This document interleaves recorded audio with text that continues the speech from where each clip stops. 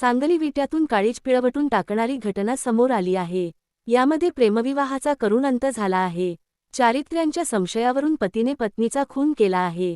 काजल उर्फ श्रद्धा अविनाश लोटके वय 23 असं मृत विवाहित महिलेचे नाव आहे। तर संशयित पती अविनाश तुकाराम लोटके हा फरार झाला असून विटा पोलीस त्याचा शोधात आहेत। या प्रकरणी मृत मावशी दीपाली साठे यांनी विटा पोलीस ठाण्यात फिर्याद दिली आहे। याबाबत पोलीस सूत्रांकडून मिळालेल्या माहितीवरून अविनाश आणि काजल या दोघांचा 2 वर्षांपूर्वी प्रेमविवाह झाला होता।